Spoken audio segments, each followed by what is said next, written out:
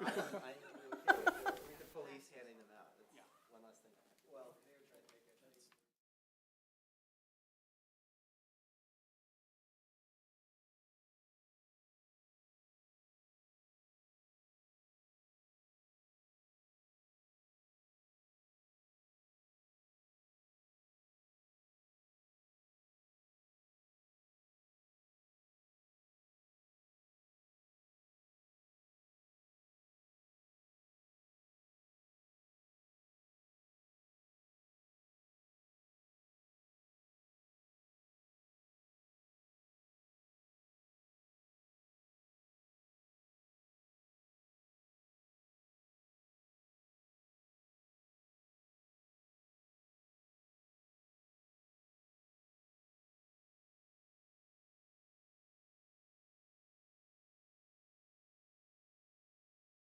Allegiance to the flag of the United States of America and to the republic for which it stands, one nation, under God, indivisible, with liberty and justice for all.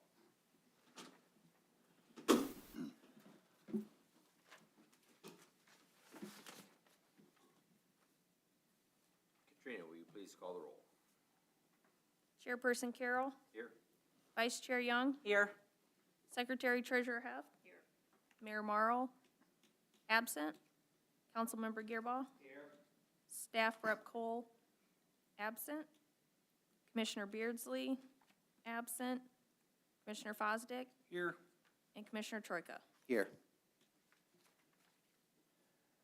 The staff present, City Planner Arbach, and Community Director Harrington, and Deputy Clerk Ritchie. Is there a motion to accept the agenda as submitted? Second. All those in favor? Aye. Motion passed. Is there a motion to approve the meeting minutes of August 10th as submitted? So moved. Second. All those in favor? Aye. Motion passed. Under the Open Meetings Act, any citizen may come forward at this time and make comments. The person is requested but not required to state their name and address. Comments will be limited to 3 minutes per person, and this citizen comment period will be limited to 45 minutes. Are there any citizen comments?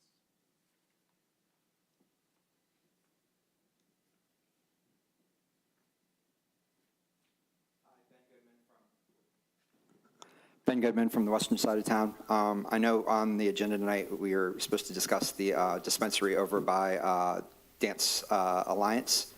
I hope you guys can cancel that because dance classes has not begun yet. They won't begin until after the Labor Day weekend. So you can't really get a full traffic study and parking lot study done until classes resume. And they've been out since late May, early June. So it's not going to be good data to come up to conclusion whether to support that or not. So if you could delay it at least 30 to 60 days, it would be great because by that point, dance classes will start and all their classes will be full each night. And you'll be able to get some good data on how much traffic comes in and out of that lot. Thank you. Question. School starts next week. Correct, Monday, When did the dance classes start? after Labor Day weekend. So probably that Tuesday, I imagine. Just for the record, we do have 3 citizen comments that were distributed from residents who weren't able to be here. Has everyone had a chance to review those? Yes. Go ahead. So the first one is from Jessica Lafort. Hi Terry, I can't attend the Planning Commission meeting on Wednesday, but would like to submit the following public comment. My name is Jessica Lafort, and I have a child who dances at Dance Alliance next door to where there is a current application for a dispensary. My understanding from your last meeting's minutes was that you put off the consideration to allow the applicant to complete a parking study. I want to flag for the committee that doing such a study in July or August won't accurately represent the parking situation the other 10 months out of the year where dancers and their parents are coming and going all afternoon and evening, 4 to 5 nights a week, and all day on Saturdays. I've attached a video of the most recent rehearsal pickup, which is representative of the kind of parking and traffic congestion of most nights of the week during dance season. I've also included stills in case you can't access the video. All the cars in these shots have 2 or 3 by the liquor store. or dancers' parents. Dance season goes from September through the end of June. This includes dancers who are novice drivers driving themselves to and from dance. Thank you for taking this information into account when determining if this application should be approved.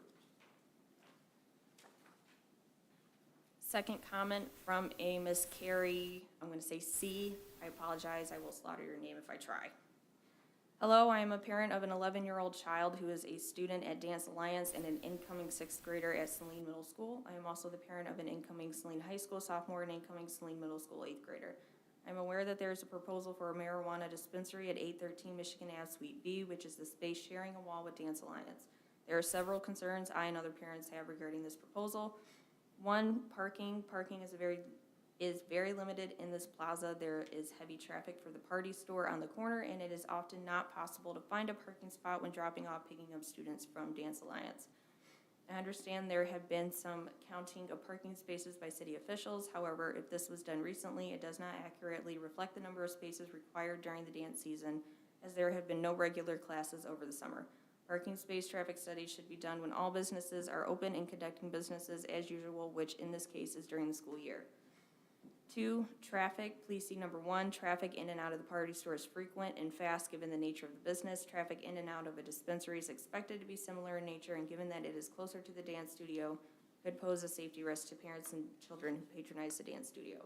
3, security. Marijuana dispensaries are required to have cameras placed at all entrances and exits with the views of the area outside and inside of each.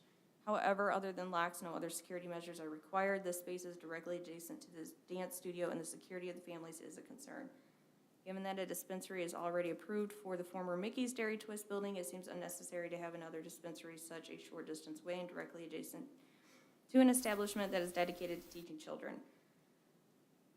Although no restrictions exist regarding the distance a dispensary must be from a dance studio, daycare, dojo, etc., it should be taken into consideration since it is also a place that caters to the education of children. Thank you for your consideration. And the third one is from a Mr. and Mrs. Brian and Michelle Kolksar. I apologize if I slaughtered that. We are concerned parents in regards to the proposed dispensary at 813 West Michigan Ave. Our daughters dance at Dance Alliance, which has been a staple in the community since the early 1980s. The classes offer and cater to a range of 3 until 18 years old students. There is already severe congestion to pick up and drop off times. If you did a traffic and parking study this summer, it isn't relevant since there are not many summer classes. Also, parents do not walk kids in as they would a daycare setting. Additionally, it was my understanding that they couldn't be less than 250 feet from parcel to parcel, and it looks like they are. Please do not accept this application based on these findings. Thank you in advance for your consideration. Are there any other public comments? All right, let's move on. We have unfinished business, application of Martin Stoneman of Compassionate Advisors LLC for a special land use in the C3 district from Appendix A, Article 4, Section 4.04, parentheses 13, for a medical marijuana provisioning center, and a preliminary site plan remodeling the existing 1,760 square feet suite within the structure to create a retail space at 813 West Michigan. Parcel number 1818-01-325-016. Mr. Harrington. The applicant informed me that they had not received the parking study.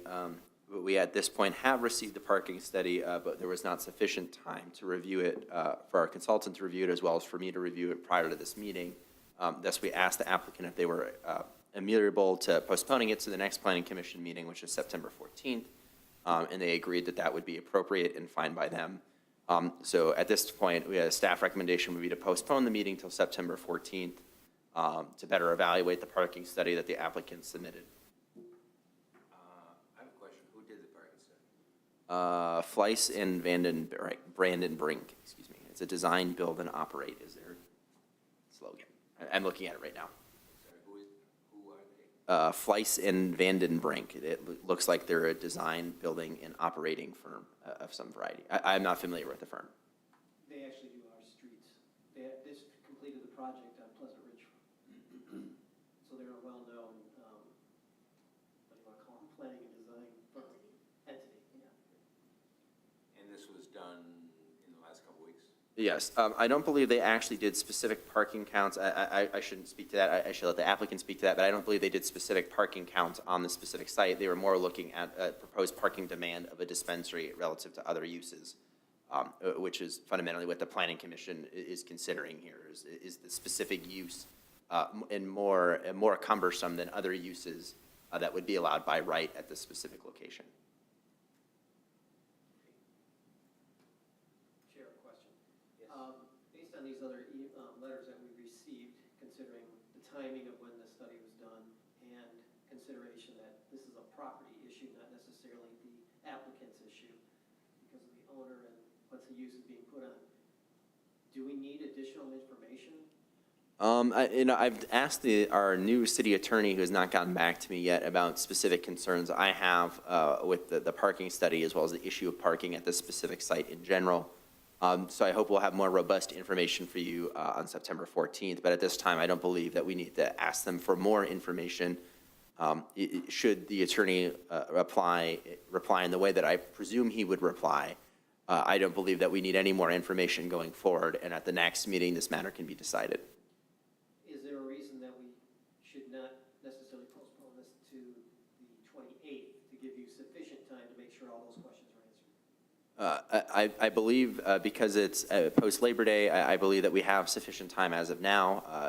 Mike has already received, City Planner Auerbach has already received the parking study, and the attorney has already been sent an email in regards to this specific question with this specific project. So I don't anticipate a reason why we would need more time, given the fact that they have already all been informed of this specific situation and how we're planning to proceed. So we don't need to do a parking study when the dance studio is operational? No, because I think those matters are already in consideration, and I think the parking study that they provided, there's kind of two separate issues here about the parking at the specific site as it relates to the dance studio, and whether or not the applicant's proposed use is more intense than other specific uses. So it is and it isn't related, but I don't believe that they need to redo the parking study at peak hours for the dance studio, no. I guess my other question on that is, considering the dance studio, could it in itself be a nuisance as related to all of the traffic? And it's quite clear. Sounds like we've got an issue here in general about parking that is associated with the property, not necessarily as a result of the use of that property. How do we address that concern when a property creates a nuisance in terms of parking? If Planner Auerbach has any advice on that one, I would take it. I would just say I think the fundamental consideration here is the proposed use more intense than a by right use. I think that's what it comes down to. But like I said, I still need clarification from our new city attorney on that, and I know we're transitioning in this period, which is not convenient for this specific body. But I do believe that we'll have that issue resolved and prepared for the Planning Commission's consideration by the September 14th meeting. Because part of that question would be for me is to understand whether it's an ordinance or it's a use concern from our attorney. So thank you. And as far as any issues with the dance studio itself, to an extent, I would think it'd be a separate consideration from the marijuana proposal. The first place to review would be the city's requirements for performance guarantee requirements. For any approved use, there's typically general, call it like nuisance-related criteria that any approved use would have to follow. Can't generate excess noise, glare, things of that nature. Usually there's general language that may speak to a parking issue. So to an extent, if the dance studio itself is generating parking to the point where it's causing problems, we would look to see if that in and of itself would be an ordinance violation.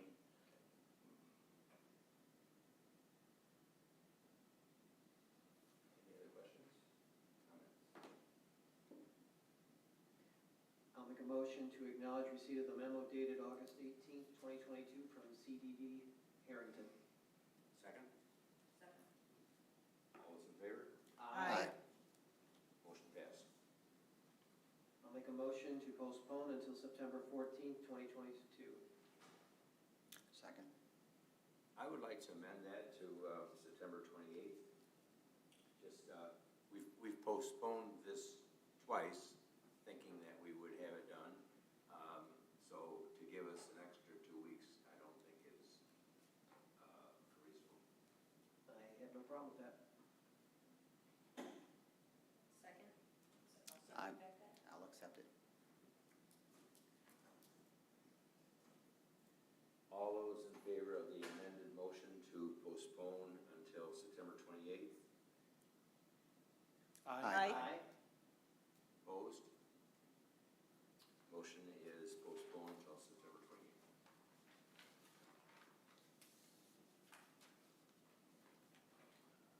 Next item is the site plan review requirements. Mr. Auerbach? Thank you. So as we discussed several months ago, we've prepared a first draft update to the city's site plan review standards.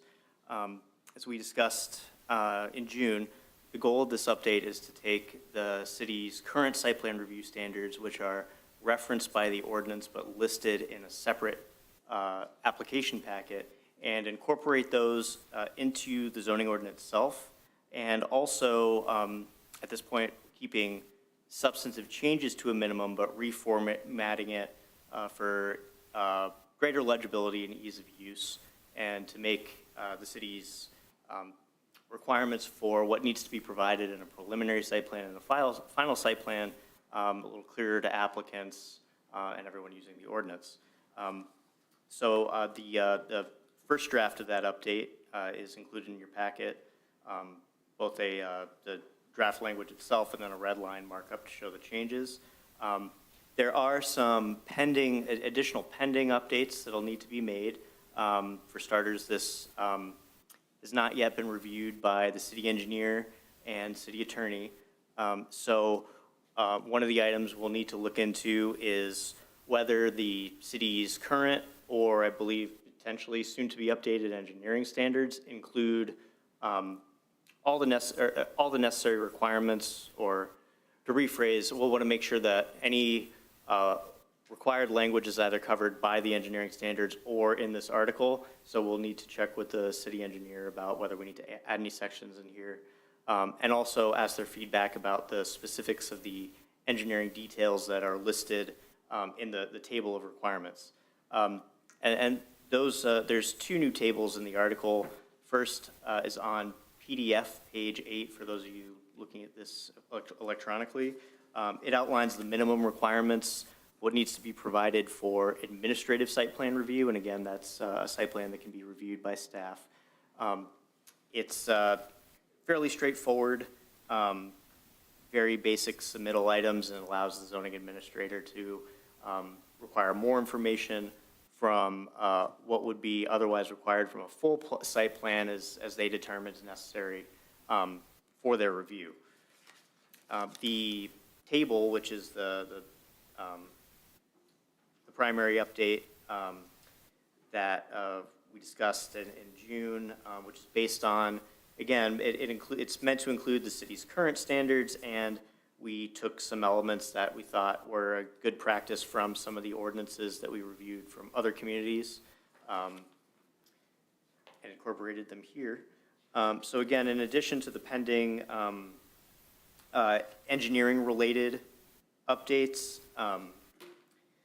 as it's listed in this table, location of utility-related improvements, streets, water, sewer, storm facilities would need to be shown on a preliminary site plan, while allowing calculations, things like that, to be, and cross-section details to be submitted with a final site plan.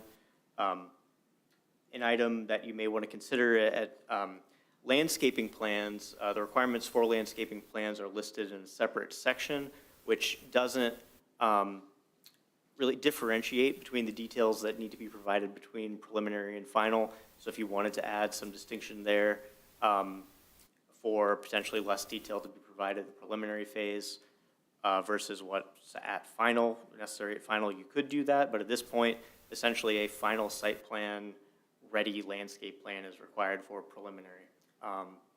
There's nothing wrong with that, just pointing that out. And there's also some other chapters in the ordinance that when we finalize this draft, we'll need to reconcile. this chapter to make sure it matches. That includes condominium ordinance requirements as well as the PUD article.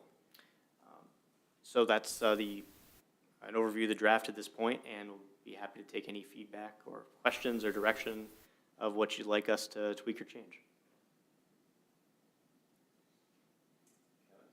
Couple questions.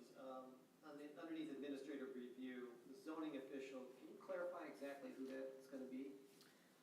I believe that would be Ben. That would be Ben. We use the language zoning official, ideal in both the ordinance and I believe the city charter. They should establish that position. I think the term references in state legislation as zoning administrator, but I don't believe there's any issue as long as it's done consistently with defining in a local charter and ordinances who that person is and their roles. So the zoning, if we just use the language that was already in the ordinance. So then does that position have to be authorized by the council to identify the individual that goes into that position? I believe that would come from the charter. Who is? That's why I'm asking the question, because I don't think we've ever had a zoning official. I think it's actually ordained by the city manager. We had the same issue with like code compliance officer or such. So the city manager could grant authority effectively for specific staff members to write citations. Was what we found when we last investigated the charter. I imagine it's the same thing with the zoning official position. And it may be part of the charter review that we end up doing anyways. One of my concerns is, and it has been, with the zoning official shall have the authority to review a site plan without submission to the planning. Although a lot of these seem to be administrative issues, once in a while, there'll be something like the accessory building or structures that got authorized that really should have had a little more input in terms of how they were approved. And that situation has happened a couple times. So I'd like to actually understand what the definition of accessory building or structures will be, so that we know clearly. It's the example of the zoning official approving a AUD without any review by the, that's coming, and I know that changed, but understanding how that's going to impact and how this reads, which is going to happen first, the review of AUDs or this. And I know we want to give some reduction in red tape and everything, but at times some of that red tape needs to be peeled back slowly. Okay. Well, I think there's a couple policy choices you bring up. The first is what sort of project does or doesn't, or can or can't be reviewed administratively. We made no changes to the list that's in the ordinance now, in section 802(2)B. You could certainly consider tweaks to that list now if you so choose. As far as the accessory dwelling units and whether or not that requires a site plan review or a site plan at all and planning commission review, that's also a policy choice. I think it's the code review committee is looking at that. I guess can say at this point the direction they're heading is allowing it to at least be a by right use instead of a special use. That's been the focus of their discussion.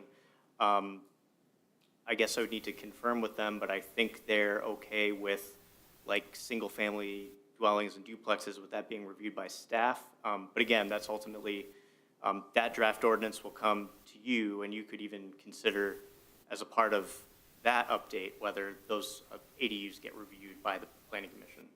And I'm just going to make my continued concern about the ordinance review creating more legislative or actually more ordinance language instead of being a review body. So I have a concern at this point that they're setting precedent for things that this body should be the first one to consider and review, not necessarily those because of actual interests by those individuals in that party. That's been made clear to me by the state. So how that plays out has a big concern for me in terms of how we do preliminary site plan reviews of this nature. So thank you for bringing that actually up. So I'll wait to hear more on that in the future. Okay.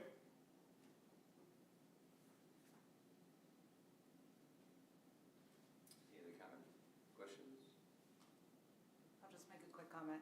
This looks great. It's really well laid out. It's very concise, and I like having it all in one spot.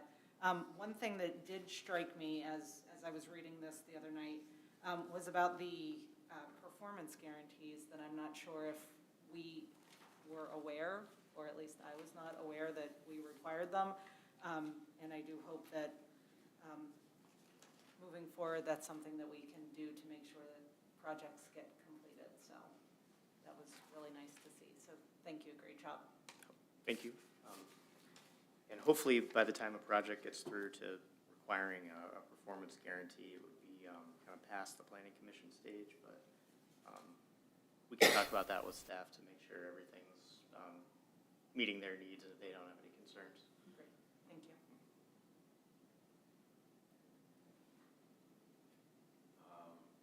Is there a motion to direct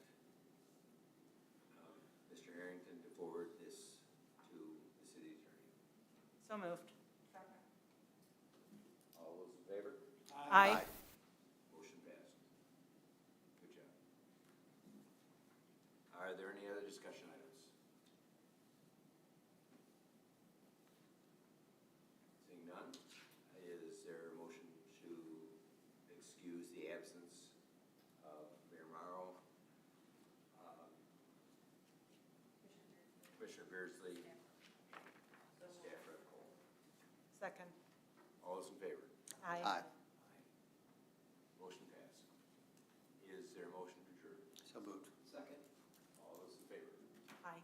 at 7:37, I guess. So in 2026. 7:26, sorry.